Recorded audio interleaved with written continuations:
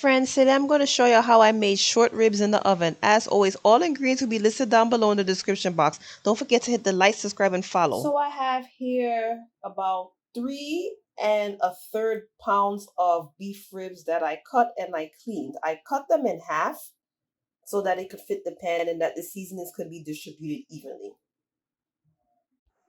To start this off, you can actually mix this in a bowl prior to pouring it, or you can just do it as is, as you go. So I'm going to be starting with a 1/4 cup of reduced sodium soy sauce. I'm going to be using 2 tablespoons of sesame oil.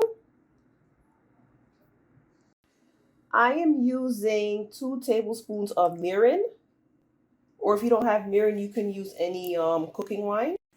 I'm going to be adding in about a 1/4 cup of brown sugar,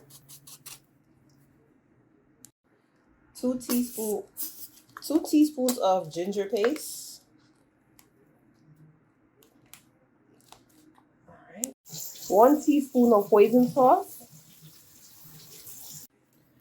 I'm adding in a little bit of shallots and 2 garlic cloves that I use in the food processor.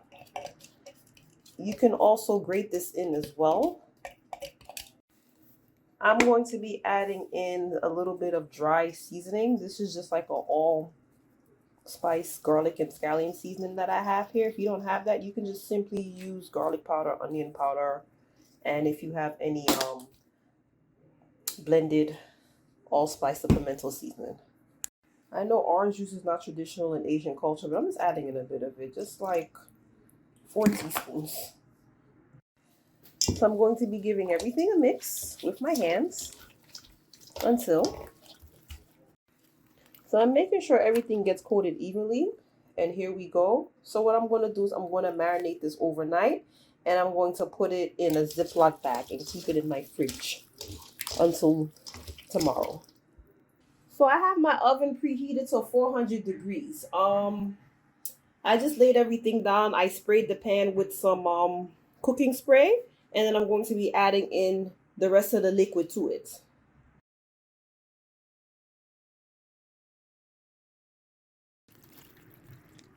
Pour over. So I'm going to cover it up. Cover this up when my oven is ready. I will then.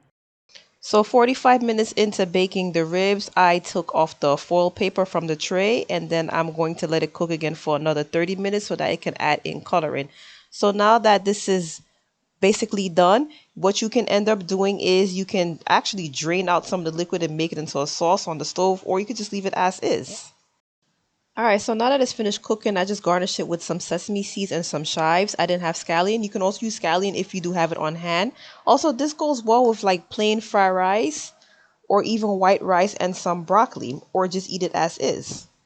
And you can even have a little dipping sauce on the side if you choose to make some.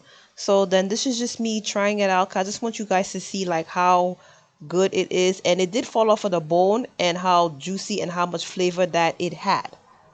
So marinating overnight really helps build up the flavor. So friends, try this recipe out. Let me know what you think by leaving a comment. As always, please like, share, and subscribe to my channel. Thank you for taking the time to check out my video. Thank you for watching. Until next time.